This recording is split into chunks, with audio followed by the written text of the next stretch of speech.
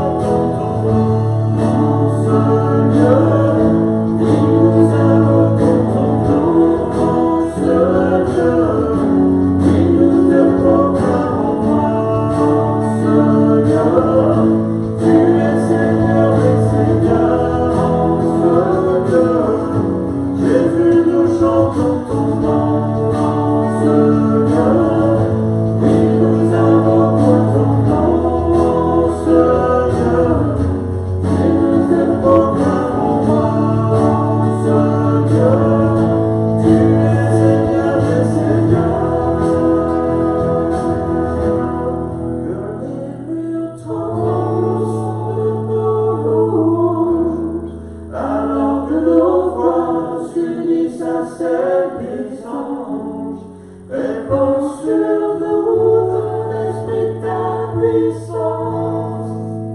Oh Jésus.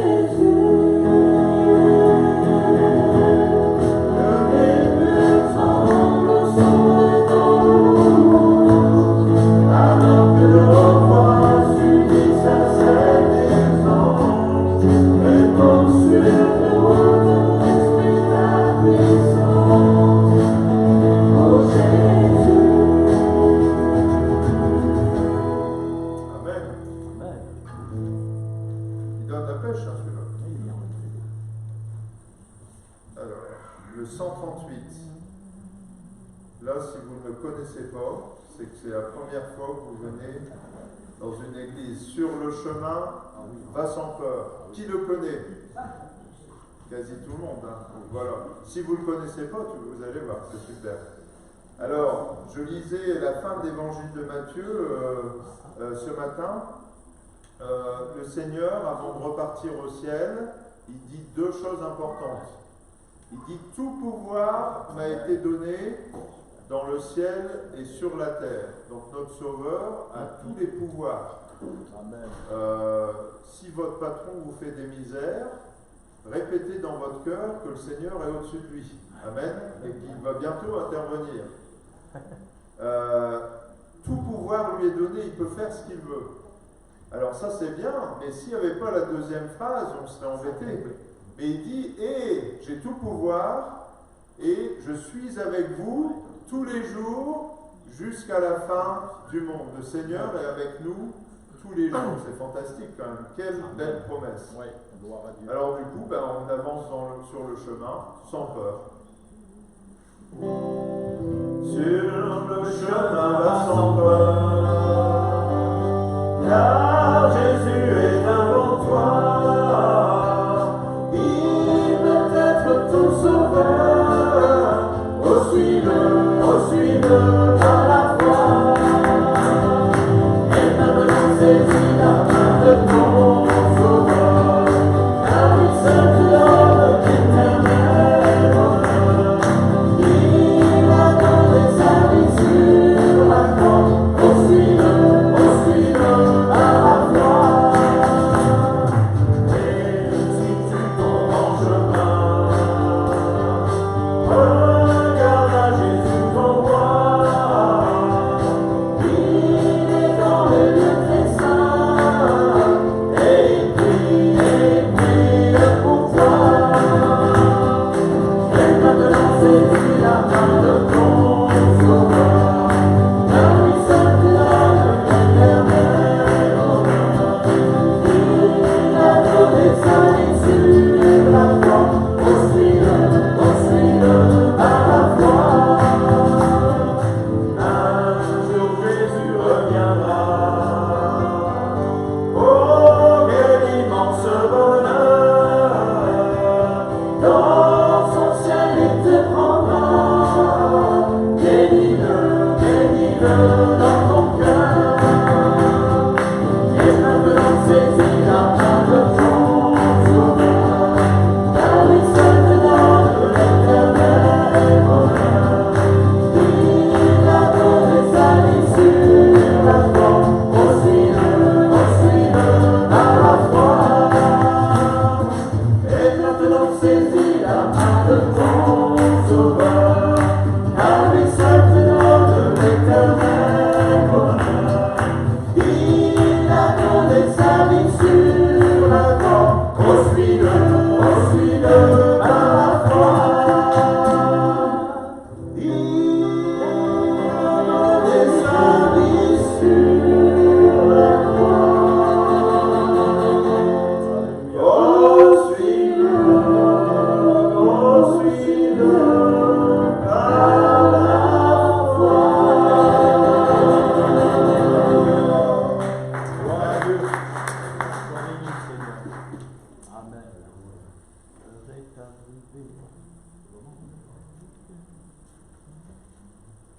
béni, Seigneur. Amen. Il est Seigneur. Amen. Sois béni, Seigneur. Alléluia.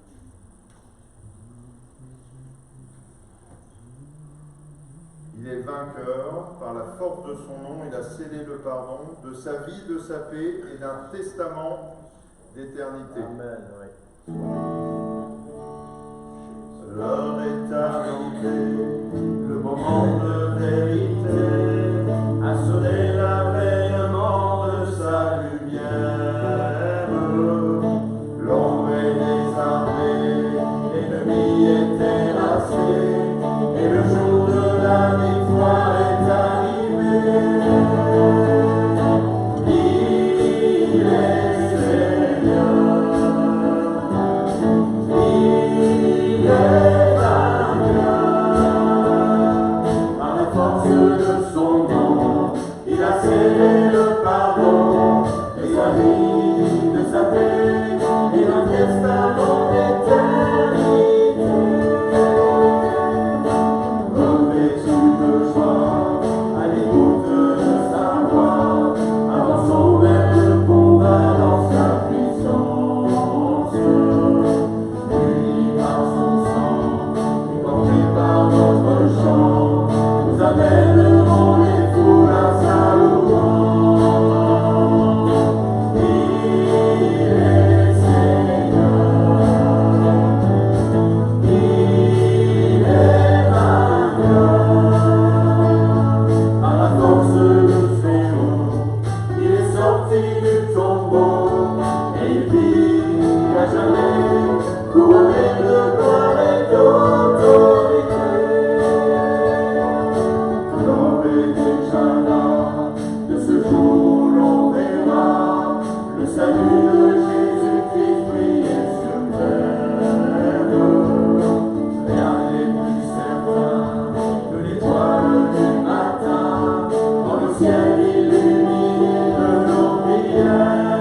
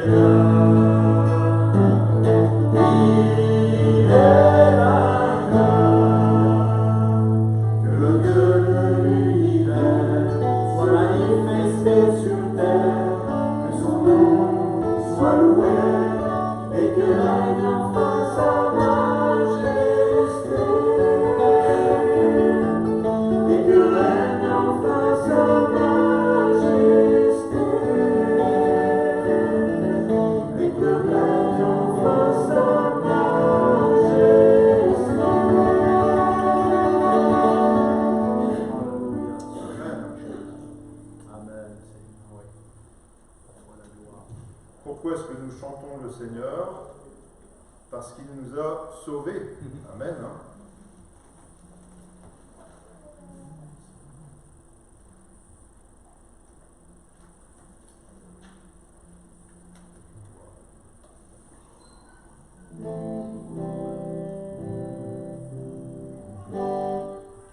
Je raconterai Ses merveilles, je bénirai son nom. Non, je suis pas sûr qu'on l'a. À chaque fois, je me fais avoir celui-là.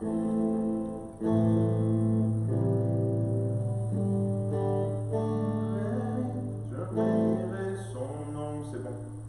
Tac, tac. Je raconterai ses merveilles, je bénirai son nom. Le cœur débordant, je célèbre mon Dieu car il est bon. Mon âme est en fête et je crie la joie de l'éternel. Je n'ai pas honte de Jésus, car il m'a fait renaître. Il m'a sauvé, il m'a guéri, il m'a libéré, transformé, il m'a racheté.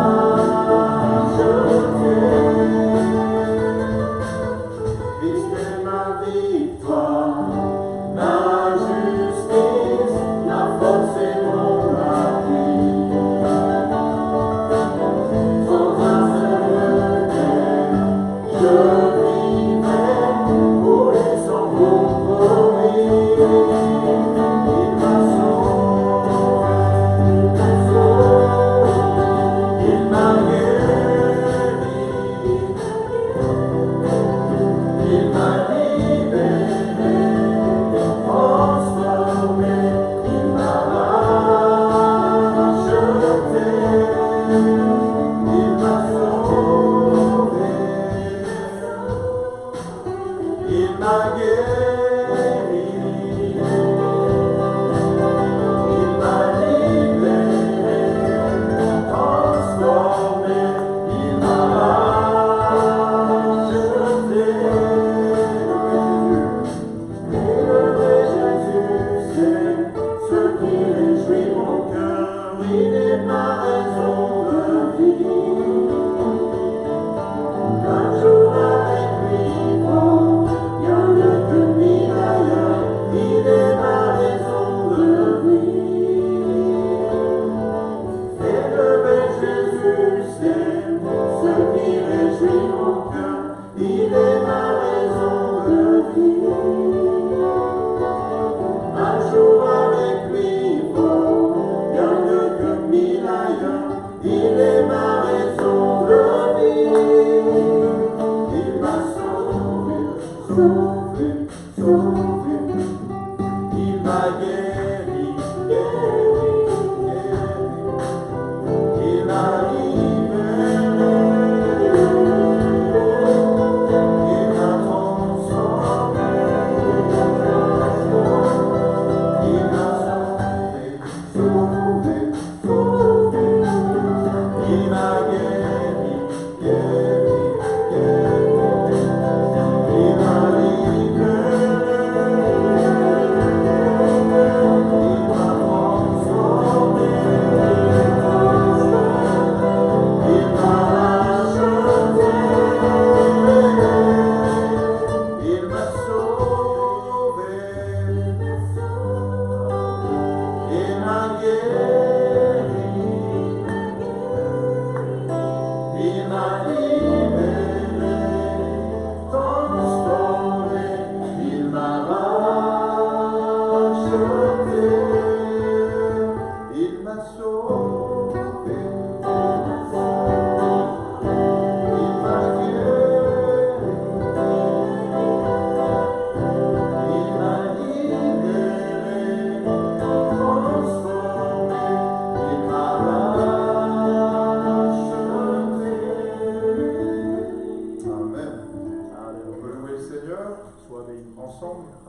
Seigneur, nous te bénissons, tu nous as sauvés, Seigneur, tu nous as guéris, tu nous Oui, as mon transformés.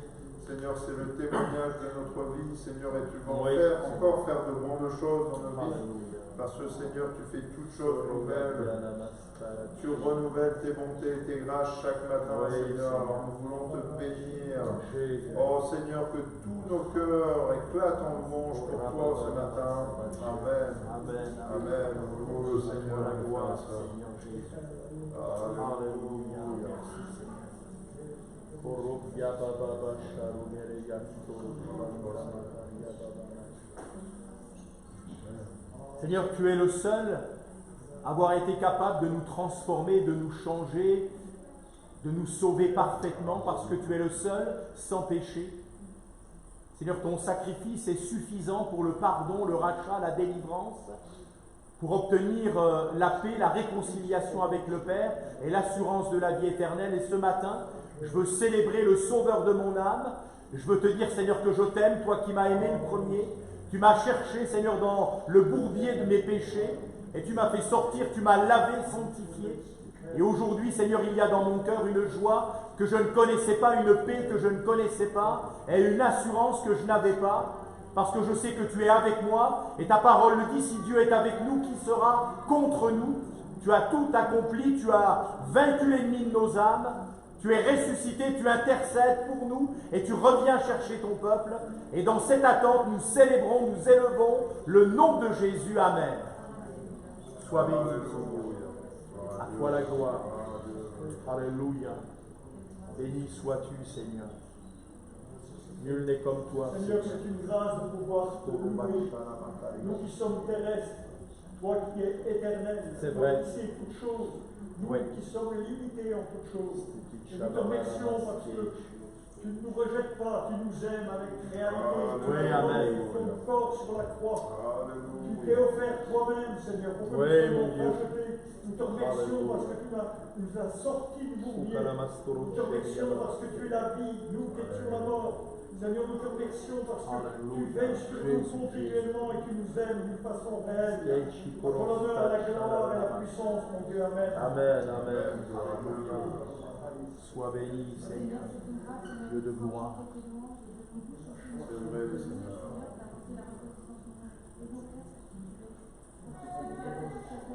Pour ta fidélité, Seigneur, pour ta bonté qui se renouvelle chaque matin, merci. Parce que tu es le Dieu de notre salut, Seigneur Jésus, merci pour tout accompli, Seigneur. Et merci, Seigneur, parce que tu nous as promis que tu seras avec nous jusqu'à la fin de ce monde, Seigneur Jésus. Nous voulons encore renouveler notre confiance, Seigneur, t'exprimer la reconnaissance de nos cœurs, Seigneur, et te dire combien nous t'aimons, Seigneur Jésus. Et nous voulons encore t'apprécier davantage, Seigneur, en toute matinée, Seigneur.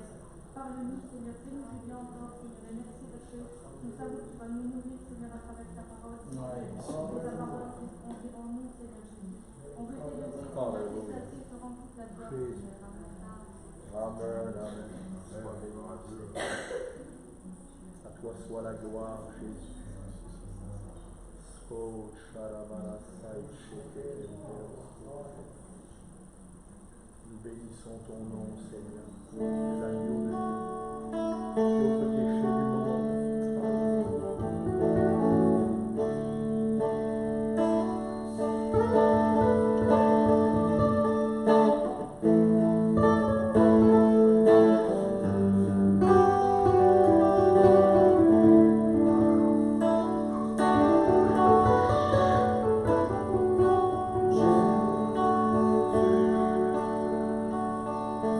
Sois le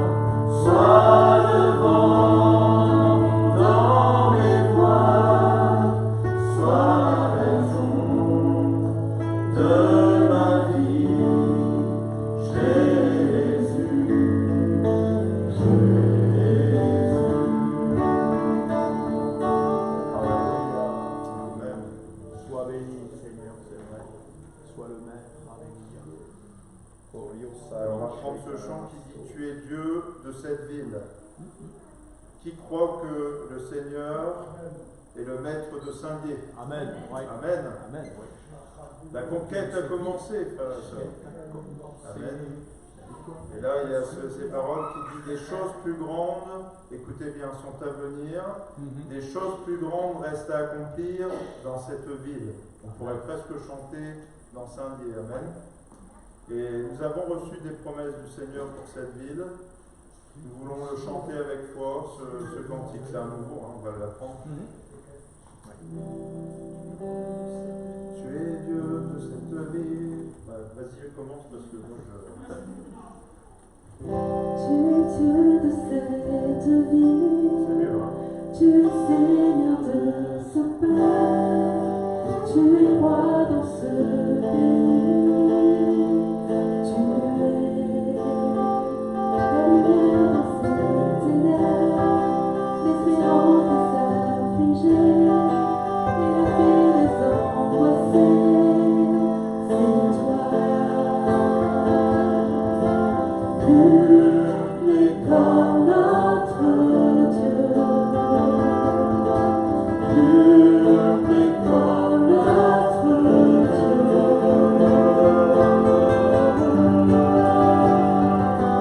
Choses plus grandes sont à venir, des choses plus grandes restent à accomplir dans cette vie.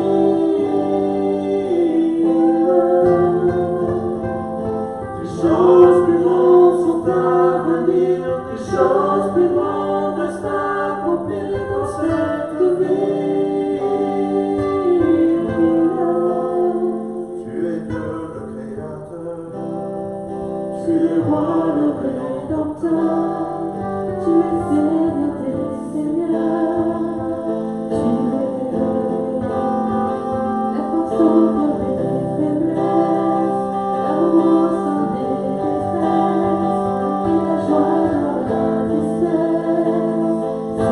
toi.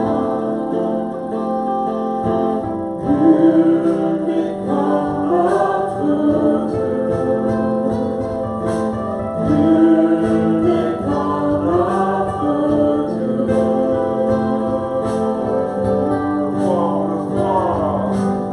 Choses plus grandes sont à venir, des choses plus grandes restent à accomplir dans cette vie. Des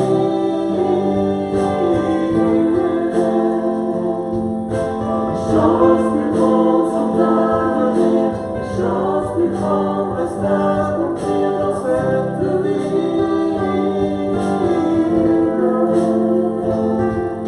Des choses plus grandes sont à venir, des choses plus grandes restent à accomplir dans cette vie.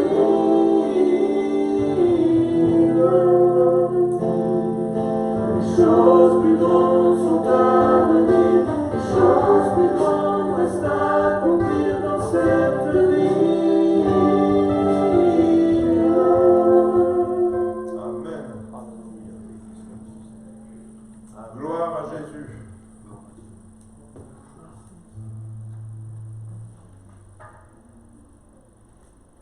Certaines personnes se posent des questions. Pourquoi? Qui suis-je? Où vais-je? Pourquoi suis-je sur cette terre? Ce cantique nous donne la réponse. Gloire à Jésus, nous avons été créés pour louer le Seigneur Jésus. Amen. Nous voulons le faire ce matin.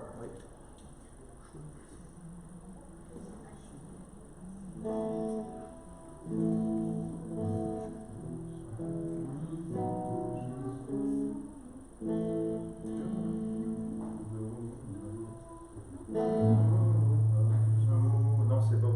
Nous choisissons de te suivre. Écoutez ta voix et te dire, et sur nos cœurs nous porterons la gloire de ton nom. Nous venons déposer à tes pieds nos couronnes et toutes nos vies. Et jusqu'à la fin, oui, nous vivrons pour l'honneur de ton nom.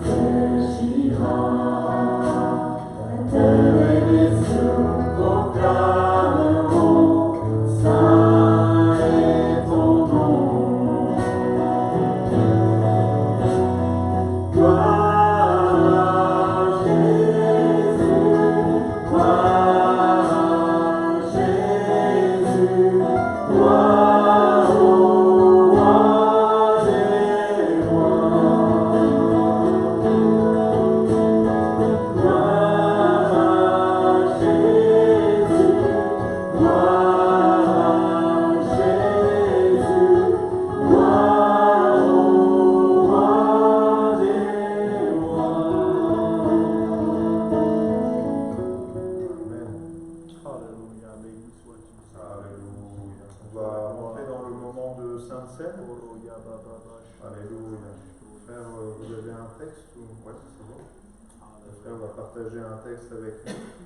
Et puis, on va partager le moment de Sainte Seine. Il y a un chant aussi qui est prévu pendant la distribution. Amen. Gloire à Dieu. Seigneur, sois béni. Amen. Quand nous avons un temps où les enfants vont aussi partir pour recevoir la nourriture adaptée à leur âge, eh bien, c'est bien, je trouve, de faire le moment de Sainte Seine avant. Et je vous explique pourquoi, pour que les sœurs puissent aussi participer à ce moment de Sainte Seine. Voilà. Je trouve que c'est important, eh bien, que les personnes qui vont aussi aller servir puissent être là et partager le pain, le vin avec nous avant de partir pour s'occuper des enfants, et je crois que c'est un moment important. Cette semaine, j'ai eu quelqu'un au téléphone qui m'a posé une question assez, la bonne question, quoi. J'avais prêché jeudi sur que faut-il que je fasse pour être sauvé, que peut-il faire pour être sauvé, et lui il m'a dit qu'est-ce qu'il faut que je fasse pour être perdu, ou qu'est-ce qui ferait que je suis perdu. Alors j'ai dit, la seule façon d'être perdu, c'est de ne pas être sauvé. Alors je lui ai expliqué d'une manière très imagée en quoi ça correspond. J'imagine, et malheureusement c'est d'actualité, donc cette image elle est venue, je ne suis pas allé la chercher très loin.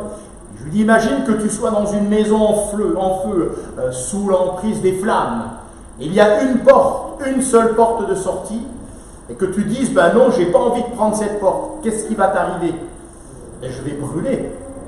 Si je ne sors pas, si je reste à l'intérieur, je brûle. Mais je dis, c'est exactement pareil. Jésus dit, je suis la porte. Donc si tout brûle, et que tu refuses la seule porte, l'issue de secours que Dieu te propose, ben malheureusement, tu seras brûlé non pas parce qu'il n'y avait pas de porte, mais parce que tu n'as pas accepté cette porte. Et je crois que c'est important pour nous de réaliser que nous avons en Christ un salut parfait, mais aussi de réaliser le prix payé. Je pense que plus nous allons réaliser le prix payé par Jésus pour le pardon de nos péchés, plus nous allons nous attacher à lui, plus nous allons l'aimer, plus nous allons avoir dans notre cœur de la reconnaissance. J'aimerais lire avec vous un texte. Ce texte, il est très simple, vous le connaissez. C'est le texte de Gethsémane. Et je vais lire donc à partir du verset 36 dans l'évangile de Matthieu, au chapitre 26e. Il y a une chose particulièrement qui a attiré mon attention et que je voudrais vous partager.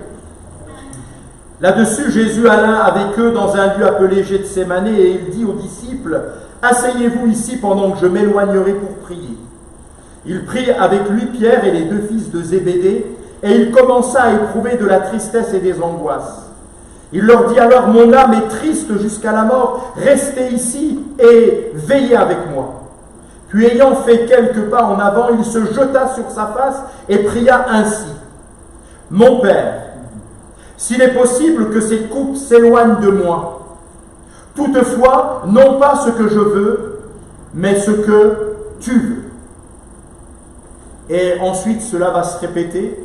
Il va de nouveau aller vers les disciples qu'il trouve endormis, il s'éloigne de nouveau. Et tout cela, ça se déroule après le repas de la Pâque et l'institution de la Sainte Seine.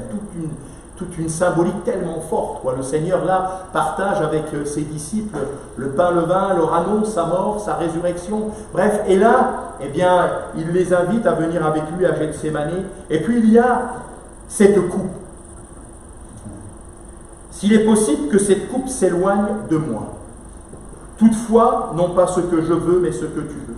Frères et sœurs, bien sûr, nous le savons, la coupe qui a dû être bue entièrement par notre Seigneur, c'est une coupe effroyable, c'est la coupe de nos péchés, c'est ce qui nous sépare de Dieu. Mais ça n'est pas seulement ça. Et j'aimerais que l'on puisse réaliser peut-être ce matin, comme pour la première fois, quelque chose d'autre. Il va se dérouler à la croix quelque chose qui ne s'est jamais produit de toute l'éternité et qui ne se reproduira plus jamais. Plus jamais. À la croix, lorsque le Seigneur est fait pécher pour nous, le Père est obligé de détourner son regard. Et la seule fois où cela va se réaliser, il y aura une rupture entre le Père et le Fils. C'est la seule fois de toute l'éternité où il y aura une séparation entre le Père et le Fils pour que nous puissions être réconciliés, rachetés, nous. Dieu était en Christ, réconciliant le monde avec lui-même, pour que nous puissions être réconciliés, adoptés, rachetés, libérés, transformés, sauvés, guéris. Il a fallu qu'il y ait cette rupture. Imaginez, le Fils faisait les délices de son Père, et à la croix, il y a une rupture. Ça ne se reproduira plus jamais. Le Seigneur reviendra sur les nuées chercher l'Église, mais il n'y aura plus de rupture entre le ciel, entre le Père, le Créateur et son Fils. Vous vous rendez compte, quand on sait que Père, Fils, Esprit, ils ne sont qu'un, je veux mesurer ce matin ça, parce que ça c'est la vérité, mais mesurer aussi qu'à un moment, il y a une rupture dans cette triunité parfaite à cause de nos péchés. Alors ce matin, quand je prends le pain et le vin, oui, je reconnais qu'il a pris mon péché sur lui, mais je reconnais aussi, et particulièrement, qu'il a accepté d'être séparé du Père, pour que je puisse être, moi, adopté, être appelé enfant de Dieu, et que je devienne fils du Dieu très haut. Que le nom du Seigneur soit béni. Amen. Souvenons-nous de cela en partageant le pain et le vin. On va se lever pour les personnes qui ont pris l'engagement du baptême, qui ont confessé le nom du Seigneur en se faisant baptiser, en se faisant immerger, plonger, puisque ça veut dire la même chose. Ils ont abandonné leur vie entre les mains du Seigneur. Et puis je vais demander à Julien, tu peux, c'est possible, avec Philippe, de venir, les frères, vous allez présenter le pain, le vin, nous allons participer ensemble au pain et au vin. Alors levez-vous, vous qui êtes baptisés, vous qui avez confessé le nom du Seigneur dans les eaux du baptême.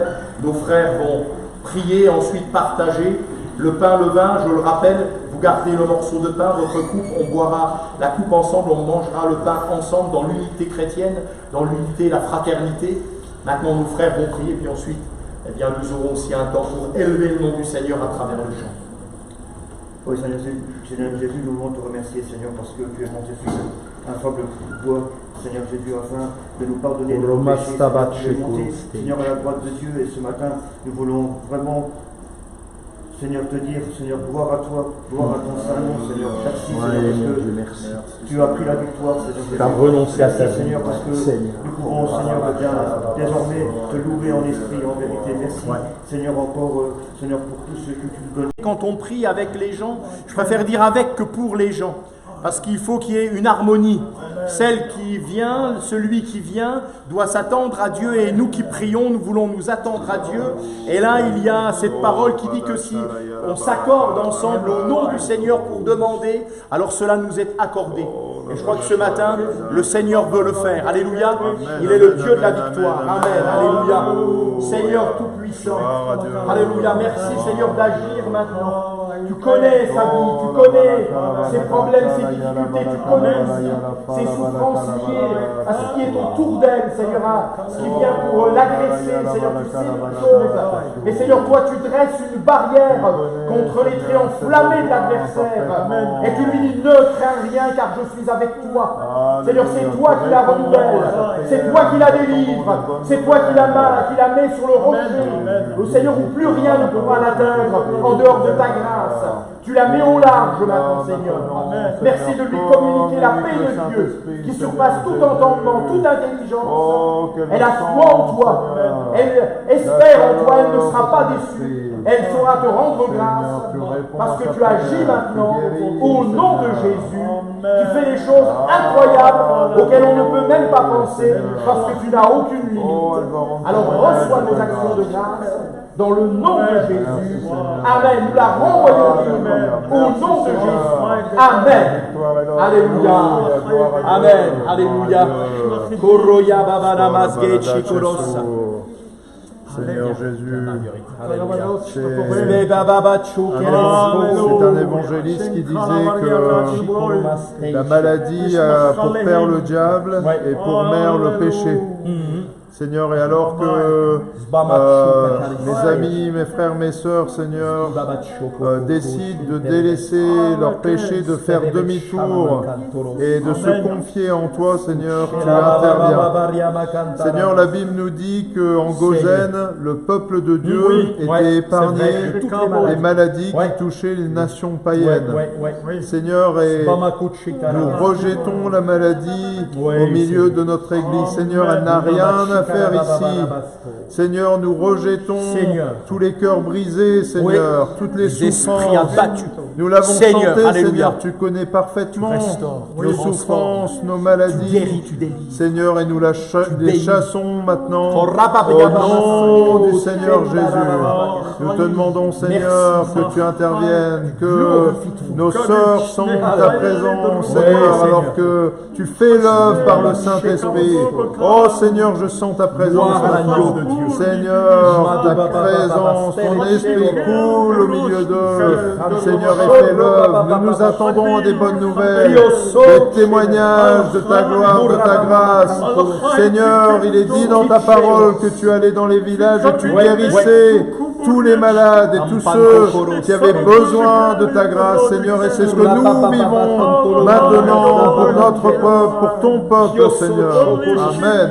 Alléluia. Alléluia. Tu ouvres les écluses des cieux. Alléluia, tu fais pleuvoir la pluie de ta bénédiction par l'action du Saint-Esprit. Alléluia, béni sois. Seigneur, tu saluons tes esprits. Seigneur, tu réponds à la prière, tu règles les problèmes. Oui, Seigneur. Amen. Alléluia. Quelle grâce. Tu bénis, alléluia. Tu bénis, Seigneur Stéphanie. Tu vois, Seigneur, les souffrances de passer, Seigneur. Tu interviens, tu guéris. Tu vois ma soeur, Seigneur, tu vois sa prière. Tu la renvoies libre.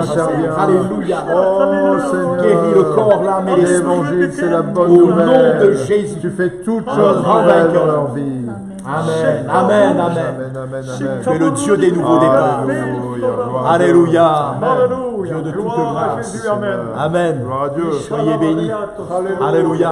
Alléluia. Impaito correndo. Ci stai corto. Alléluia. Alléluia. Béni soit l'Éternel. Macareccio. Ikacho kalamaskel. Gloire à l'agneau de Dieu. Sois béni, Seigneur. Merci. Amen. Ta grâce. Alors, pendant que les enfants et les monitrices rejoignent la salle de l'école du dimanche, c'est ce qu'on disait dans le marché, on va chanter ce chant. C'est un vieux chant. Qui aime les vieux chants? Qui aime les nouveaux chants? Voilà. Donc on fait plaisir à tout le monde, mais les vieux chants, les nouveaux chants, ils sont tellement inspirés par le Seigneur. Amen. Oui, amen. Merveilleux amour, amour de Dieu pour moi. Et vous qui avez demandé la prière, sachez que l'amour du Christ est en train de répondre à vos besoins parfaitement. Merveilleux amour, amour de Dieu pour moi. Merveilleux amour de Jésus sur la croix. Vaste autant que les océans, profond plus que les mers, oh plus haut que l'amour des cieux, et son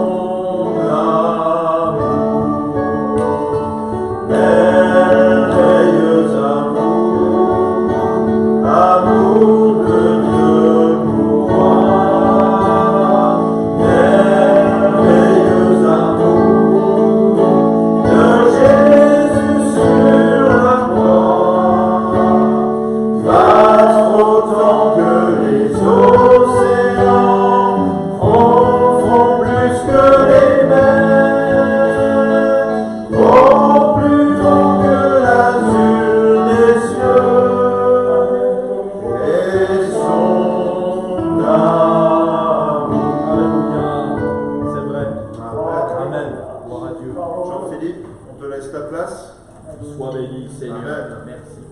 Amen. Oui. Soyons attentifs Temps de grâce. au message de vie. Koroya de la parole de Dieu. Zababa Masai Chiko. Beni Shana Makara. Merci Seigneur pour ta grâce. Sois béni Seigneur. Alléluia.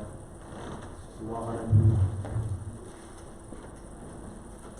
Bonjour à tout le monde, je vais me présenter. Je suis un retraité. Oui, heureux. Je suis un pur théodacien de Purjus, c'est-à-dire un Vosgien de Purjus. Je suis né ici dans les Vosges. J'ai passé un bac philo et je suis devenu professeur de technologie pendant 35 ans dans le collège qui est là derrière vous. Mais je vous avais au collège. Ah, il y a un élève. Pardon? Il y a une élève. J'étais en sixième avec vous. Ah, C'est beau. alors ça c'est beau. Ça c'est beau. Excellent. J'ai un petit peu vieilli. Alors, je vous ai marqué. Pardon? Je n'ai pas compris. Sur le coup, elle t'a pas reconnu. Ah bon? Ah bon? Quelques secondes. Ah bon? Pourtant, il a à peine Je me suis amélioré. Oui? D'accord. Aujourd'hui, on va parler de l'enfer. Vous savez que actuellement, en ce jour, il y a des fleuves d'âme qui partent, 2 fleuves d'âme. Un fleuve d'âme qui part de cette terre vers le paradis et un fleuve d'âme qui part de cette terre en enfer. Tous les jours, le débit du fleuve d'âme qui part vers l'enfer est beaucoup plus important que le débit du fleuve d'âme qui part vers le paradis. Tous les jours, il y a 160 000 personnes qui quittent cette terre, on ne se rend pas compte, et qui partent. 2 fleuves, et Jésus lui-même nous avertit, il y a beaucoup d'appelés, mais peu d'élus. Alors l'enfer, c'est terrible l'enfer, vous allez voir que c'est terrible, et il faut avertir les personnes. C'est pourquoi je suis là ce matin, et je demande aussi aux chrétiens de témoigner, de préparer le cœur des gens pour parler de l'enfer. Parce que les gens voient l'enfer dans les films diaboliques, mais l'enfer existe. Ce matin, je ne veux pas être un ramageois, mais la réalité de la perdition éternelle est pour moi un des motifs les plus puissants qui devrait nous pousser à avertir nos contemporains. Ézéchiel, un des prophètes qui a vécu il y a 2600 ans, était un homme qui a choisi d'obéir à Dieu. Ézéchiel nous renseigne sur ce que Dieu lui a demandé dans Ézéchiel 33, 7.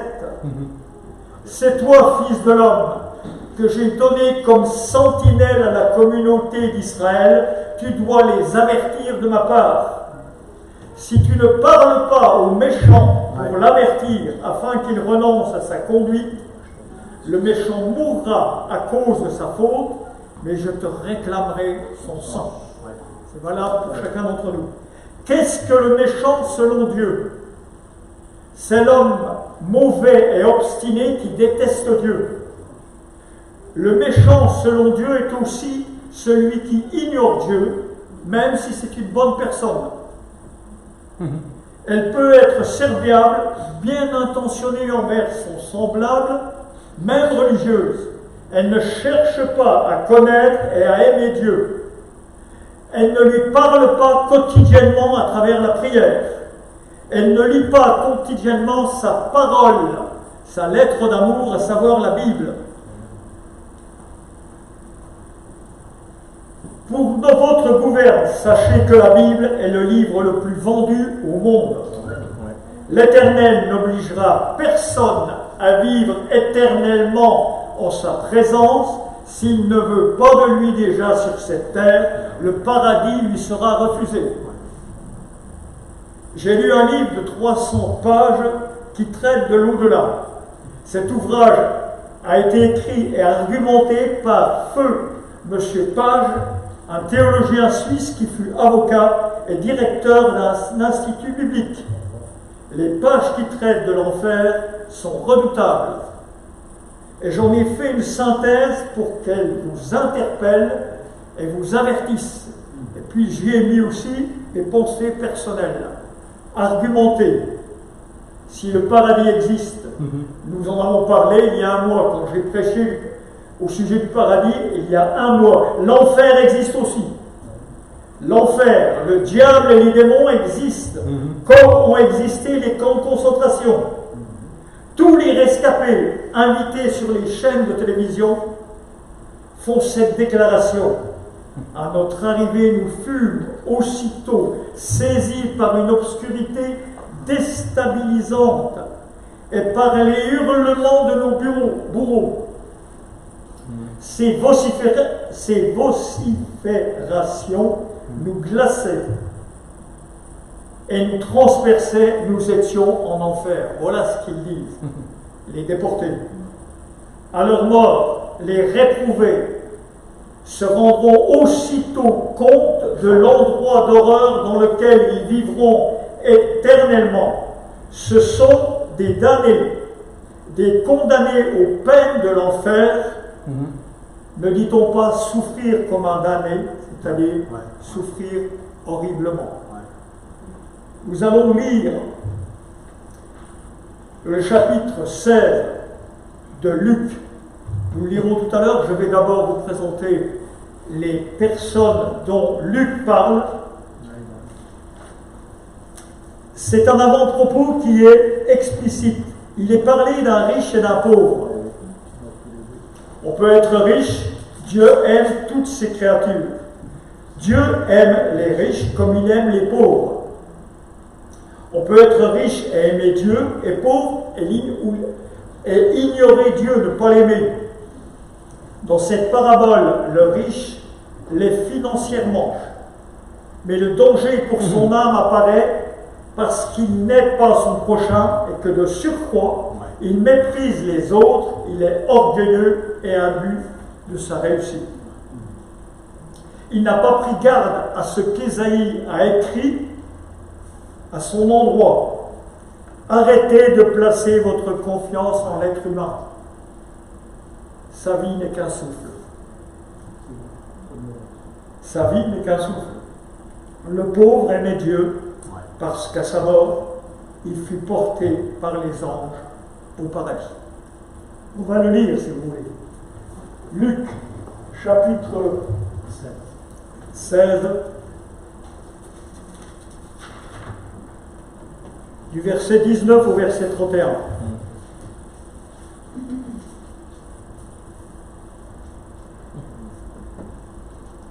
Donc Dieu aime le riche comme le pauvre. Ce sont ses créatures.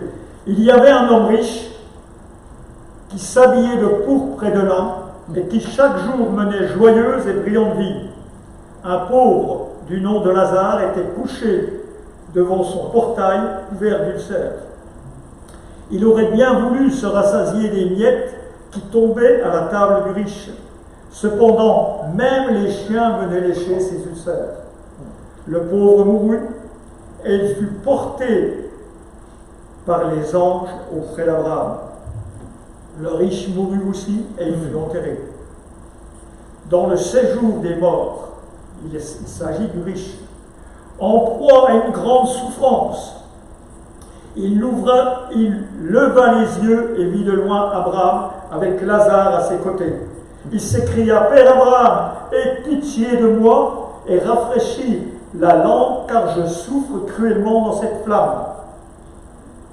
C'est Lazare, trempe le bout de ton doigt dans l'eau afin de me rafraîchir la langue. Mon enfant, souviens-toi que tu as eu tes biens pendant ta vie et que Lazare a connu les maux pendant la sienne.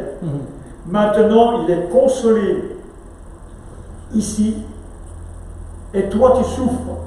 De plus, il y a un grand abîme entre nous et vous, afin que ceux qui voudraient passer d'ici vers vous ou de chez vous vers nous ne puissent pas le faire. Le riche dit: je te prie alors, Père, d'envoyer Lazare chez mon père, car j'ai 5 frères. C'est pour qu'ils les avertissent, afin qu'ils n'aboutissent pas eux aussi dans ce lieu de souffrance.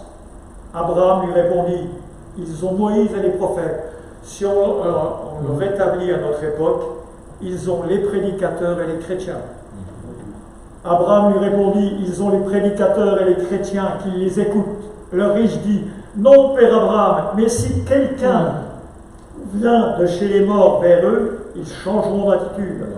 Abraham lui dit alors, s'ils n'écoutent pas les prédicateurs et les chrétiens, ils ne se laisseront pas persuader, même si quelqu'un ressuscite.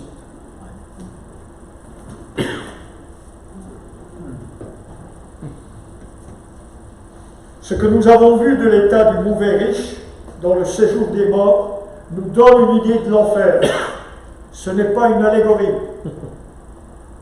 mais la réalité de l'état dans lequel se trouve le réprouvé, qui est séparé du lieu de félicité par un abîme infranchissable. Un réprouvé se dit d'un pécheur exclu du salut éternel par le jugement de Dieu. Il y a les justes et les réprouvés. Les justes sont ceux qui ont accepté le pardon de Dieu offert en Jésus-Christ. Il n'y a pas de juste, pas même un seul, car tous ont péché et sont privés de la gloire de Dieu. Mais ils sont gratuitement déclarés justes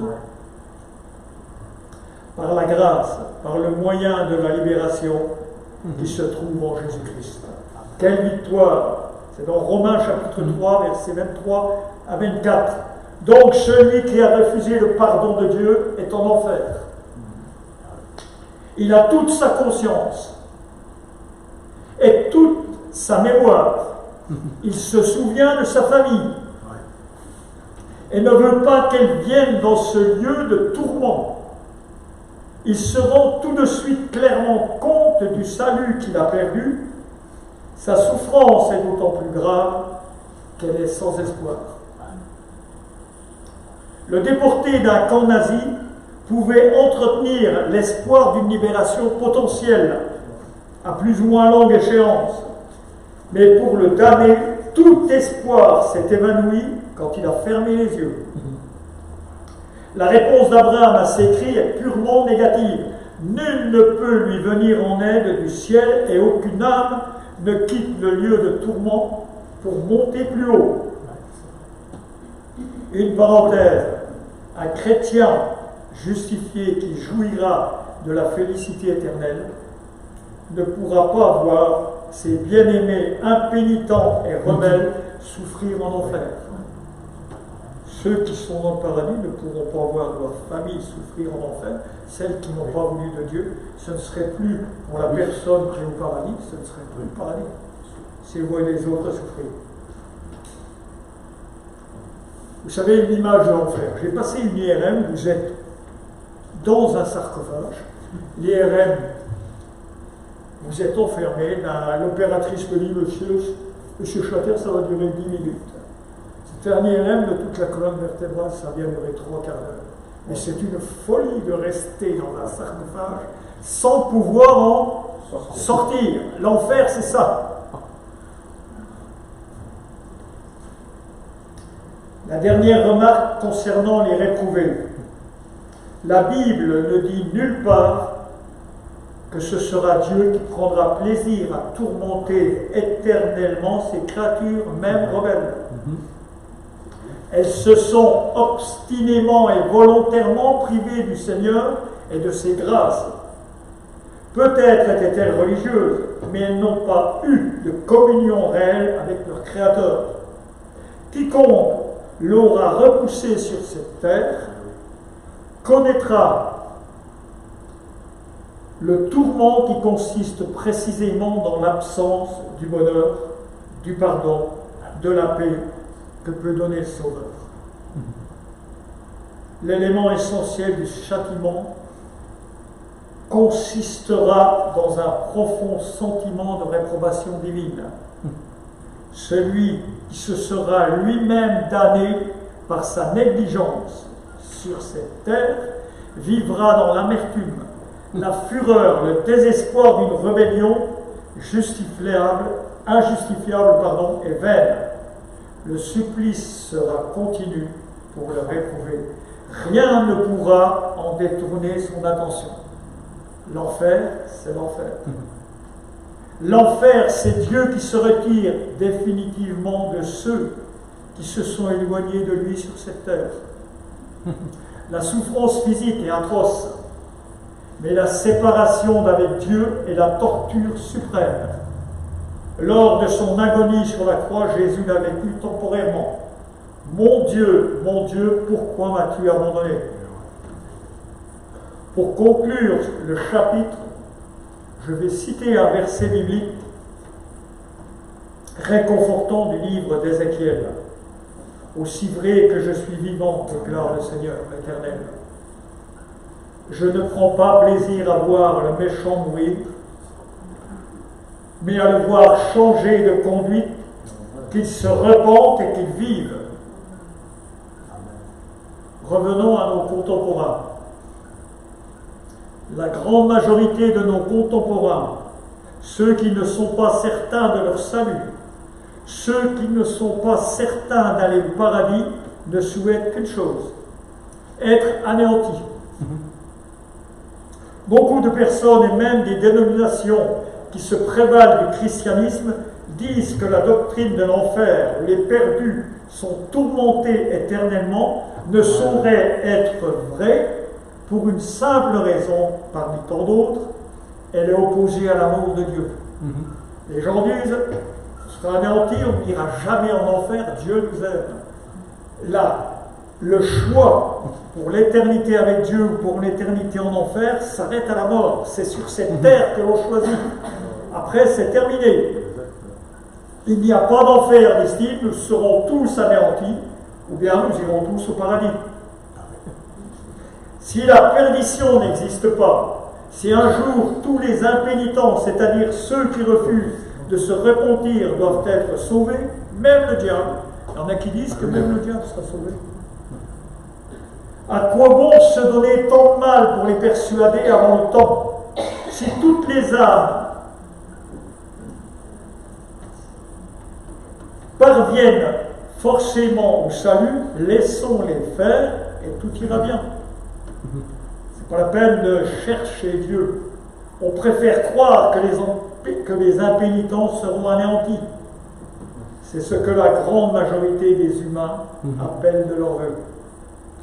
L'apôtre Paul déclare: si la lutte que j'ai soutenue à Éphèse, véritable combat contre les bêtes fauves, quel avantage m'en revient-il?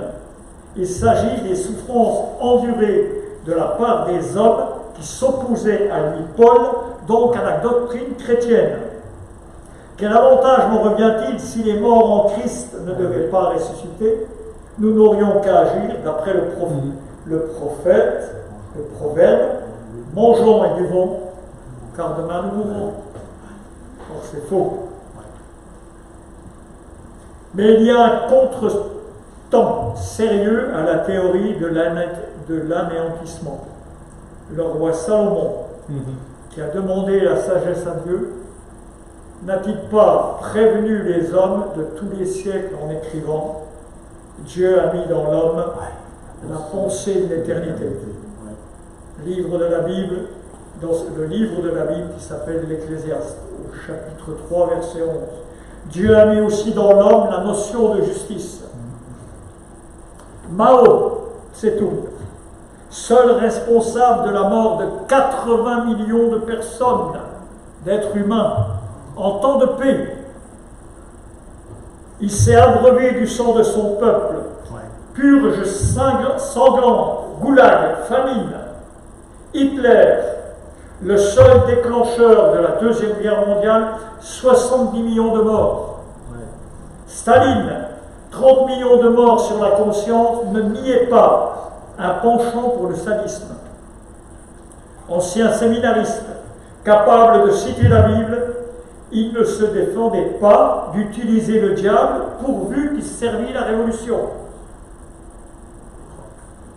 Il a affamé les Ukrainiens, fait tuer tous les officiers de l'armée polonaise. Il a déporté un nombre considérable de ses concitoyens dans les goulags sibériens, pour les faire mourir par le travail, le froid et la malnutrition. Ces hommes meurent et tout est fini. Ils n'ont jamais été jugés. Plus proche de nous, Pol Pot au Cambodge a voulu rééduquer des millions d'intellectuels. Tous ceux qui avaient des lunettes étaient intellectuels. Donc ils étaient rééduqués dans des camps où il y avait la torture. Il voulait que ces gens deviennent cultivateurs. Des millions d'intellectuels, ceux qui portaient des lunettes, sont morts dans les camps et sous la torture.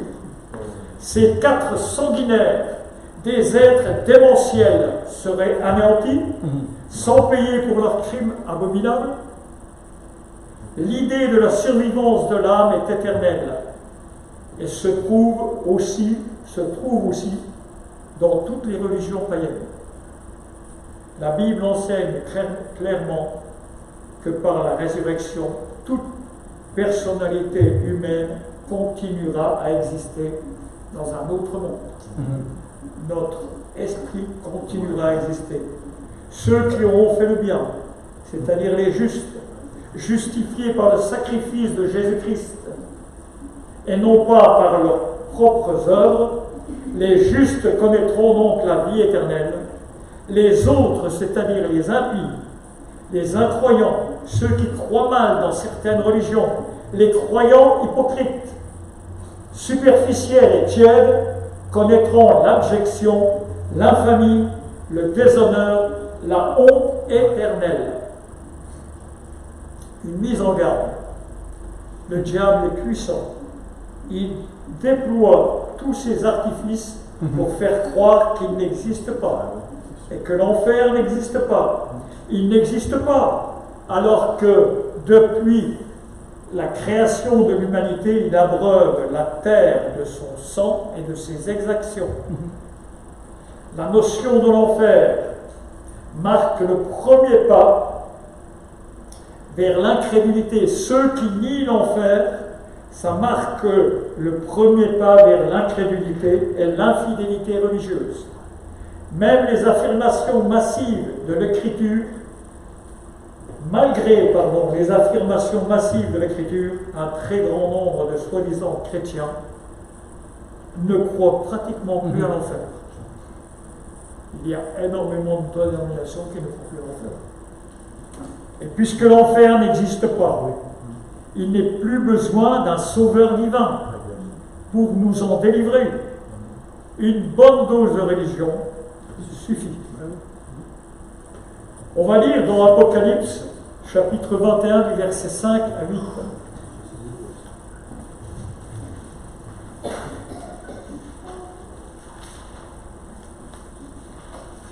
Chapitre 21, verset 5 à 8.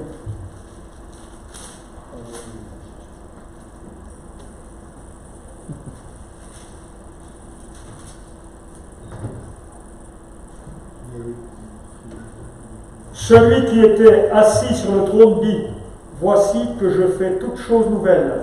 Il ajouta : écris cela, car ces paroles sont dignes de confiance et vraies. Puis il me dit : je suis l'alpha et l'oméga, le commencement et la fin. À celui qui a soif, je donnerai à boire gratuitement de la source de l'eau de la vie. Le vainqueur recevra cet héritage, je serai son Dieu et il sera mon fils. Quant aux lâches, aux incrédules, aux pécheurs, aux abominables, aux meurtriers, à ceux qui vivent dans l'immoralité sexuelle, aux sorciers, aux idolâtres et à tous les menteurs, leur part sera dans les temps ardents de feu et de soufre. C'est la seconde mort.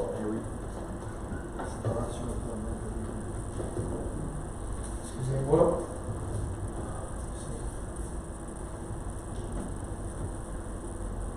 Les lâches et les incrédules sont en tête de ceux qui vont en enfer, dans les temps brûlants de feu et de soufre. Ce n'est pas fortuit. Ils sont placés avant les abominables, avant les meurtriers, avant les débauchés, avant les magiciens. Pourquoi Dieu considère-t-il les lâches et les incrédules plus coupables que les meurtriers? Les lâches sont ceux qui n'ont jamais le courage de se décider pour Christ et de porter son opprobre, d'être méprisés, d'être considérés comme membres d'une secte, celle du Galiléen dont parle Pierre. On peut aussi traduire les lâches par les indécis, ceux qui ne savent pas se décider, qui n'ont jamais le courage de rompre avec le péché, ceux qui ont honte de Dieu, qui ne témoignent pas. À l'église de la Odyssée, Jésus déclare « Parce que tu es tiède, je te vomirai de ma bouche ». Les incrédules, ce sont ceux qui refusent de se repentir, fussent-ils religieux, ceux qui par leur incrédulité se privent délibérément du salut et qui commettent ainsi le péché contre le Saint-Esprit, qui ne sera jamais pardonné. S'ils persistent dans leur incrédulité, le péché contre le Saint-Esprit, c'est donc celui de refuser, celui de ne pas croire. Et le péché contre le Saint-Esprit, c'est aussi attribué au diable ce qui vient de Dieu. Vont au ciel ceux qui veulent, vont en enfer ceux qui veulent. C'est sur cette terre que nous choisissons. Apocalypse 21:8 nous dit donc clairement que l'enfer, c'est l'étang brûlant de feu et de soufre. La liste d'Apocalypse 21:8 n'est pas exhaustive. Pourquoi? Parce qu'il y a beaucoup de péchés. Prenons garde. La vanité et l'orgueil sont des péchés qui ont pour but, dans leur essence même, de mettre le moi sur le trône à la place de Dieu. Rien ne lui est plus déplaisant à notre Dieu. C'est ce que fait l'homme actuellement. Il place l'homme avant Dieu. Ce sont des péchés qui transforment un chérubin protecteur, ange de haut rang, gardien du trône de Dieu, en un démon répugnant de l'enfer. C'est comme ça que cet ange protecteur est devenu Satan. Ces péchés d'orgueil et de vanité ont provoqué son expulsion du ciel. En parlant de Judas, Jésus déclare non pas qu'il a un démon, mais il déclare « tu es un démon ». Jésus déclara « l'un de vous est un diable ». Pour 30 pièces, il a vendu son maître. L'amour de l'argent est la racine de tous les maux. Lorsque le Seigneur sépare les justes d'avec les méchants, il les compare à des brebis et à des boucs. Ils ne sont pas de la même espèce, quoique faisant partie de la même famille, celle des bovidés. Nous faisons tous partie de la même famille des humains, mais, sauf le respect que je vous dois, parmi les humains, il y a des brebis et il y a des chèvres. Les brebis seront sauvées, les chèvres ne le seront pas. Ceux qui aiment Dieu et qui connaissent sa voix, c'est les brebis qui seront sauvées, les chèvres non. Parce que c'est pour ça que j'ai dit, sauf le respect que je vous dois. Donc, ceux qui n'acceptent pas Jésus sur cette terre seront perdus. Il envoie les injustes dans le feu éternel préparé par le diable avec ses anges et ses démons. Dans l'autre monde, les uns seront transformés à l'image de Dieu, les autres à l'image de Satan. Je termine. Le péché n'est pas anodin. Il a des conséquences éternelles redoutables et irrémédiables. Sur la tombe du cimetière de la rive droite de Saint-Dié, il y a une tombe qui m'a arrêté. Il est gravé dans le granit et l'épitaphe vous interpelle. Elle m'a tout du moins interpellé. On voit une seringue qu'enlace un serpent que souligne une épitaphe sanglante. Les personnes qui ont enterré peut-être leur fils On fait écrire quelques milligrammes de bonheur ne valent pas une éternité de souffrance. Quelques instants d'adultère ne valent pas une éternité de souffrance. Quoique celui qui a commis l'adultère peut se repentir. Dernière remarque, et non des moindres. Si nous péchons volontairement, après avoir reçu la connaissance de la vérité, il ne nous reste plus de sacrifice pour les péchés, mais une attente terrible du jugement et l'ardeur d'un feu qui dévorera les rebelles. C'est un avertissement pour les chrétiens. En quoi consiste l'enfer? La meilleure définition de l'enfer nous semble donnée par 2 Thessaloniciens, chapitre 1, verset 9. Ils auront pour châtiment une ruine éternelle, loin de la face de Dieu. La vie éternelle, c'est la connaissance et la présence de Dieu. La mort éternelle, c'est la séparation définitive d'avec Dieu. L'enfer, c'est le monde des ténèbres et des cris. Les impies, les incroyants, les impénitents se réveilleront dans le sens qu'ils prendront conscience. Dans un autre sens, qu'ils sortiront de leur léthargie, de leur torpeur, de leur nonchalance. Ils se réveilleront donc très vite pour l'opprobre, la honte éternelle. Aussitôt rentrés dans l'enfer, ils se rendent compte où ils sont. Et ils se rendent compte qu'ils ne pourront jamais sortir. Il y aura des pleurs et des grincements de dents. Ils iront au châtiment éternel. Le paradis étant la présence enrichissante des saints, d'hommes tels que Paul, Abraham, Noé, Moïse, et de femmes telles que Marie, Esther, Sarah, Anne. Pour les incrédules, l'enfer sera la rencontre et la coexistence avec des êtres vils et des démons qui ont possédé, qui continuent de posséder des personnages diaboliques, tels que Hitler. En enfer, il y aura Hitler, Staline, les tortionnaires, des personnages immondes, tels que Gilles de Rais, maréchal de France du XVe siècle, à l'époque de Jeanne d'Arc, qui pratiqua la magie noire et prit plaisir à torturer un nombre considérable d'enfants. Ceux qui sont voués à l'enfer connaîtront toutes ces personnes. Le psalmiste David, roi d'Israël, ajoute en parlant des impies, des rebelles, des incroyants, qu'ils soient effacés du livre de vie et qu'ils ne soient pas inscrits parmi les justes. La durée de l'enfer, ce qui vient d'être dit est terrible, mais il me reste à exprimer le plus affreux. La souffrance est toujours pénible, même si c'est une grande souffrance, il y a tout de même l'espoir d'en être délivré.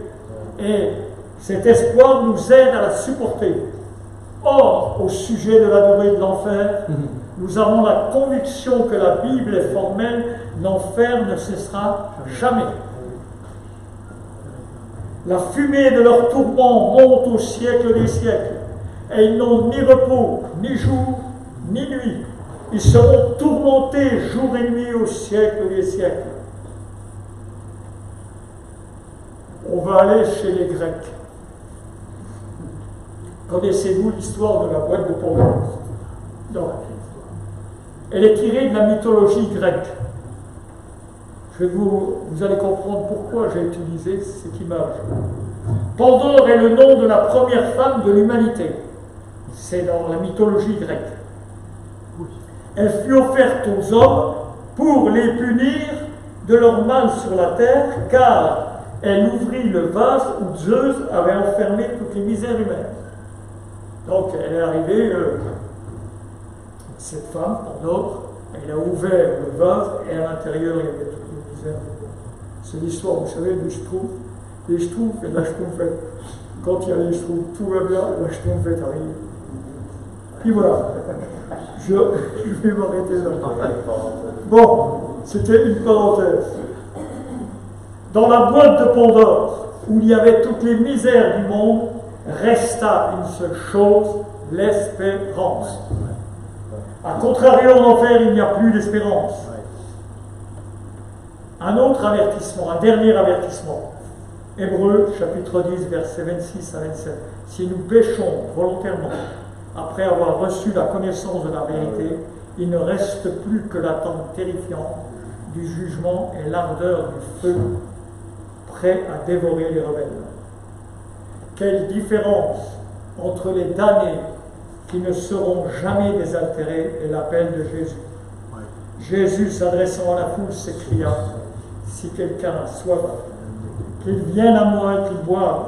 Celui qui croit en moi, des fleuves d'eau vive couleront de son sein, comme dit l'Écriture. Mes brebis me connaissent, elles entendent ma voix. Ceux qui ne connaissent pas le Seigneur n'entendent pas sa voix, ils ne sont pas ses brebis.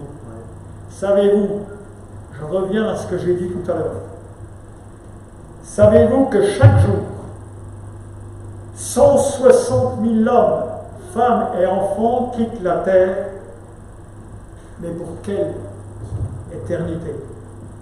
Continuellement, je l'ai dit tout à l'heure, je me répète sciemment, continuellement un fleuve d'âme relie la terre au paradis. Continuellement un fleuve d'âme relie la terre à l'enfer. Celui qui relie la terre à l'enfer a plus de débit que celui qui relie la terre au paradis. Jésus lui-même le dit, il y a plus, beaucoup plus d'appelés que d'élus. Il y a beaucoup d'appelés et peu d'élus. C'est la fin de...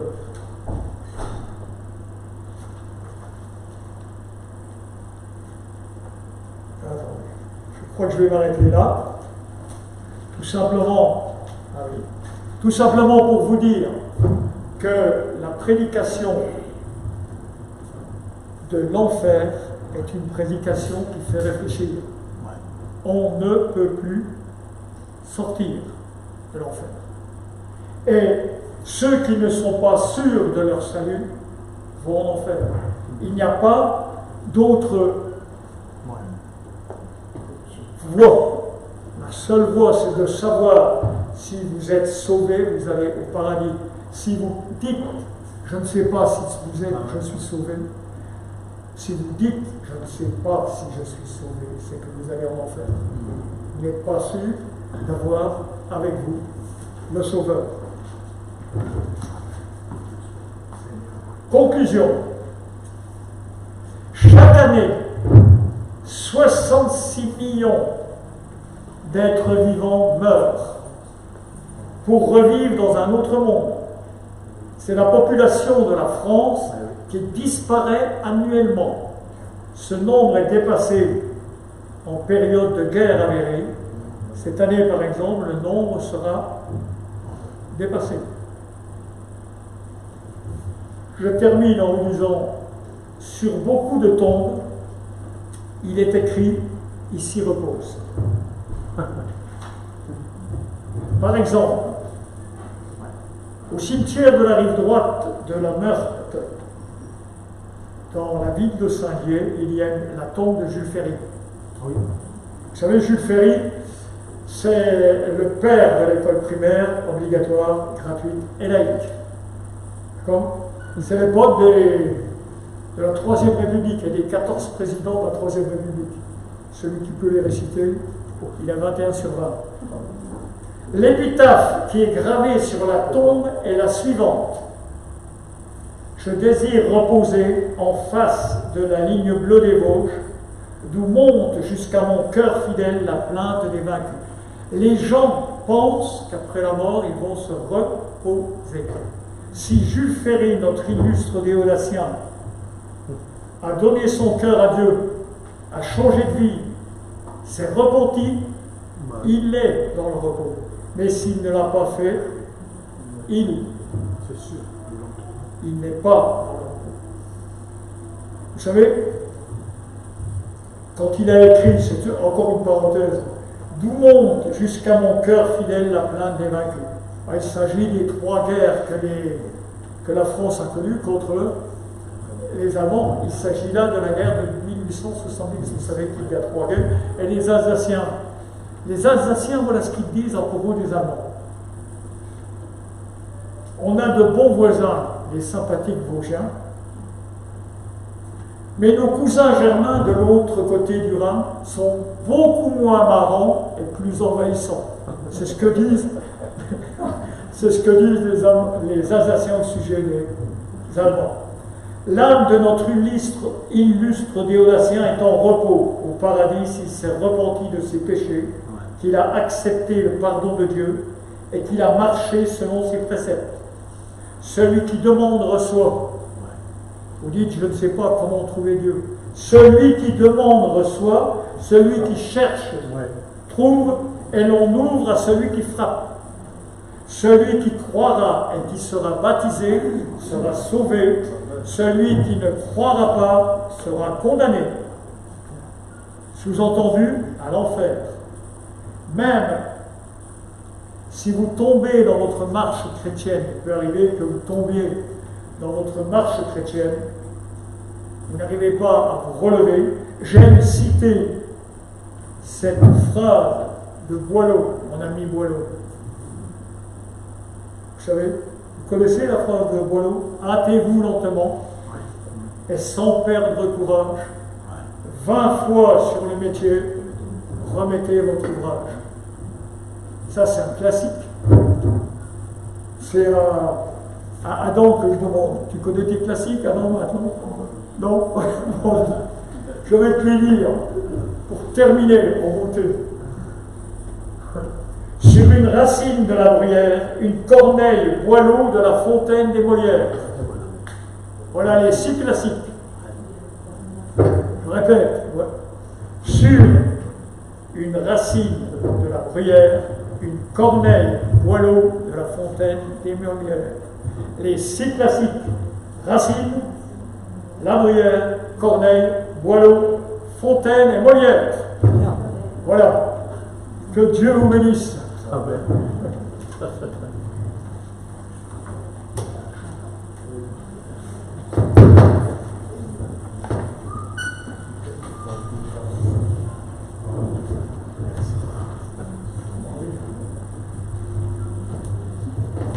Dieu soit béni.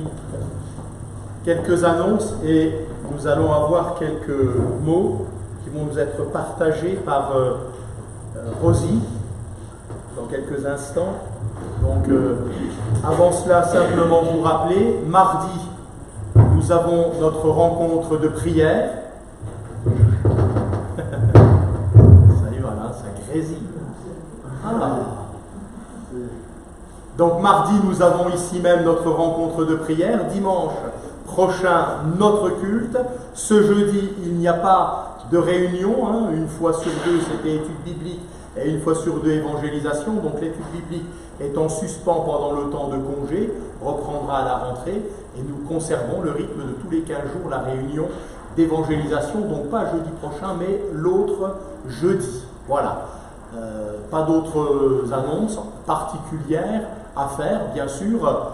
Je l'ai dit au début, on a pas mal de monde en congé, parti un peu partout, au près ou au loin, puisqu'on a même des gens qui sont au Vietnam actuellement, alors que Dieu garde, bénisse les bien-aimés. Ça va être comme ça pendant l'été, puis on aura la joie de tous se retrouver avec toute l'équipe et tout là, donc à la rentrée. Merci aussi à Jean-Philippe pour le partage. C'est vrai, on ne veut pas prêcher qu'une partie de l'évangile et puis faire abstraction de l'autre. L'évangile n'est vrai que dans le sens où l'évangile doit être annoncé dans son intégralité. Et c'est pas pour faire peur, pas du tout, mais c'est au contraire pour faire prendre conscience de la réalité des choses. Le purgatoire n'existe pas, c'est un mensonge. Celui qui a le Fils a la vie, celui qui n'a pas le Fils n'a pas la vie. L'évangile est résumé. As-tu le Fils? Tu as la vie. Tu ne l'as pas, tu n'as pas la vie. C'est aussi simple que ça.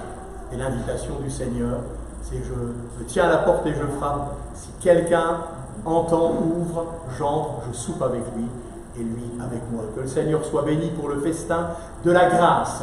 Voilà, je vais inviter Rosie, si tu veux bien, Rosie, à venir maintenant pour nous partager quelques mots. Rosie doit repartir mercredi du côté de Dijon, donc nous prions pour elle afin que le Seigneur la bénisse, que le séjour soit court. Bref, et pleinement efficace.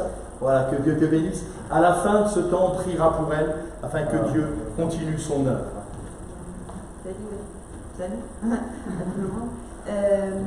Je voulais juste vous remercier pour votre soutien. C'est très important pour moi. Et puis voilà, pour ceux qui ne savent pas, je repars dans une clinique pour spécialiser dans les troubles de comportement alimentaire. Et là, j'y étais pendant 5 mois. Je suis de retour ici depuis. Je suis revenue ici c'était mi-juin. Du coup, voilà, je repars. J'espère, si tout va bien, j'espère rentrer définitivement le mi-août. Voilà. Donc le séjour, c'était bien. Certains objectifs ont été accomplis, d'autres moins, mais voilà. C'était tout, en fait, juste vous remercier pour tout le soutien, tout l'amour et la bienveillance. On continue à prier pour Rosie, amen. Hein. Là encore, on croit aussi au meilleur. Les frères, venez, on va prier. Allez. On va demander vraiment au Seigneur sa grâce. Je vous invite à vous lever. On va ensemble prier, amen. Pour Rosie, que Dieu fasse son œuvre parfaite. Seigneur, tu es notre Dieu, tu es le grand vainqueur et c'est en toi, Seigneur, que nous trouvons tout l'équilibre nécessaire à notre être, corps, âme et esprit. Nous te bénissons pour ce que tu as déjà fait, ce que tu as entrepris, dans le cœur, dans l'âme, dans l'esprit, mais aussi dans le corps de notre sœur Rosie. Et nous nous attendons à d'excellentes nouvelles, à d'excellents résultats, que tu lui accordes toute ta grâce, l'onction du Saint-Esprit, que tu la restaures, que tu la visites, Seigneur. Nous croyons, Seigneur, que tu es celui qui commence et qui achève toujours ce qu'il a commencé. Tes œuvres sont grandes et merveilleuses, elles sont parfaites. C'est pourquoi nous voulons confesser ta victoire. Seigneur, merci de nous donner ensemble, d'être des soutiens dans la prière pour notre sœur.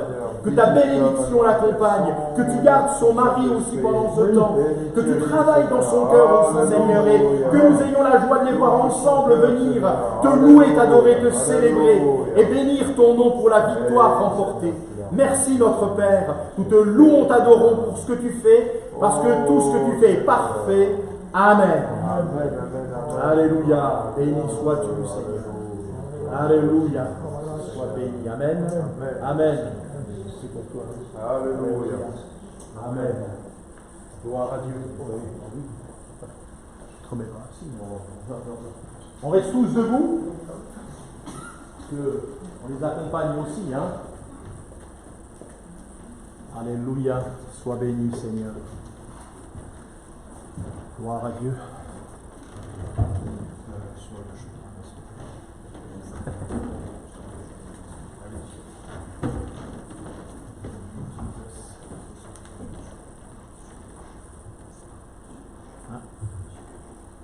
Celui-là. Je voulais juste vous lire un verset. Merci à Jean-Philippe, c'est une prédication importante. C'est vrai que dans certaines dénominations, on ne prêche plus sur la perdition éternelle, le péché, mais peut-être cette prédication nous a interpellés, et puis comme disait Jean-Philippe, si on n'est pas sûr, c'est qu'on est plutôt du mauvais côté. Et je voulais vous lire ce verset de Romains, au chapitre 8, qui nous donne, le frère en parlait, il y a une porte, un chemin, c'est Jésus. Et la Bible dit à ceux qui pourraient se dire, mais comment, c'est insurmontable, comment avoir ce salut? La Bible dit, il n'y a donc maintenant aucune condamnation pour ceux qui sont en Jésus-Christ. L'évangile, c'est la bonne nouvelle et c'est simple. En effet, la loi de l'esprit de vie en Jésus-Christ m'a affranchi de la loi, du péché et de la mort. Le Seigneur Jésus a pris sur lui la condamnation de nos péchés. Sans le Seigneur Jésus, nous irions tous en enfer, car nous avons tous péché. Mais si nous avons la foi dans le Seigneur, si nous lui demandons pardon pour nos péchés, et si nous lui disons, Seigneur, maintenant je veux étudier ta parole, Vous savez, je parlais tout à l'heure, ce texte où Jésus va quitter ses disciples et dit « J'ai toute autorité, je serai avec vous tous les jours » et il leur donne leur mission, parce que sinon il les aurait pris avec lui. Il dit « Pourquoi on reste, Seigneur ? Enseignez-leur tout ce que je vous ai prescrit. » Et en fait, c'est un bon programme de lire la Bible et de faire des progrès avec le Seigneur. Le Seigneur n'attend pas que nous soyons, mention très bien, le lendemain de nos premiers pas avec lui. C'est une découverte progressive, mais ce qui compte dans notre cœur, c'est d'aimer le Seigneur plus que le péché et de le suivre quand le Seigneur nous révèle sa parole. Il le fait par couches au fur et à mesure, comme une œuvre d'art. Vous savez, l'émeraude que vous voyez sur une belle bague, là, avant d'être une émeraude, c'est un caillou en fait. Et il faut taper, donner des petits coups, tailler, etc. Et c'est ce que fait le Seigneur avec nous pour que eh bien, son œuvre d'art soit parfaite au jour où nous le rencontrerons. Amen. Amen.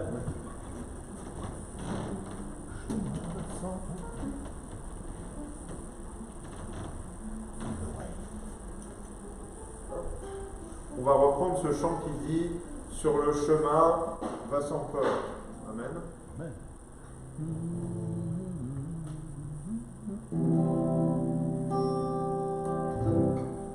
Sur le chemin va sans peur, car Jésus est devant toi. Il veut être ton sauveur. Oh, suis-le par la foi. Et maintenant saisis la main de ton sauveur, car lui seul te donne l'éternel bonheur. Il a donné sa vie sur la croix. Oh, suis-le par la foi. Et si tu tombes en chemin, regarde à Jésus ton roi. Il est dans le lieu des saints, et il prie pour toi. Et maintenant saisis la main de ton sauveur, car lui seul te donne l'éternel bonheur. Il a donné sa vie sur la croix. Oh, suis-le par la foi. Un jour Jésus reviendra. Oh, quel immense bonheur!